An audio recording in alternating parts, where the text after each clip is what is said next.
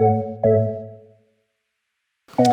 struck me that most policy, in fact, is based on hypothesis, and we want to achieve this, we want to do that, and for the most important questions, we don't know with certainty that we will get the desired outcomes. Interested in all elements of the fourth industrial revolution, and obviously the thing that underpins all and every element of 4IR is data, so great to be here. This is the first time that I've attended the Data for Policy conference, and I have really enjoyed it. And actually what I've particularly enjoyed has been surprising breakout sessions and workshops. The really interesting thing for me about Data for Policy, how it brings together those two groups that can sometimes be very separate.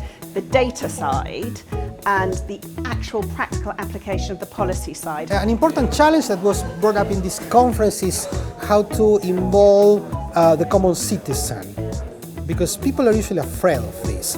But the best way of dealing with fear is knowledge. Right now there's a number of hot topics around the area of data and policy. So there's the governance problem of the data itself.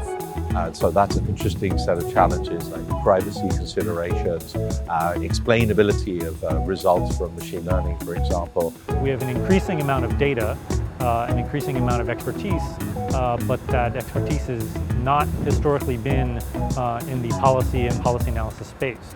You need to have real-time or fast indicators. You need to have fine-grained data, so you need to know about particular areas or particular sectors of the industry. And you need to have data that really helps policymakers addressing the tough challenges. To some extent, data is a revolution, as we all know. But the point is that there is kind of monodisciplinary perspective on data, I think, is old-fashioned.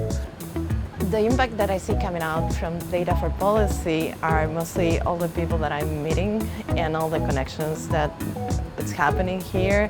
Now what we have is a phenomenal opportunity with real-time data. What about smartening up contract between state and citizen? What amazing empowerment that would bring about.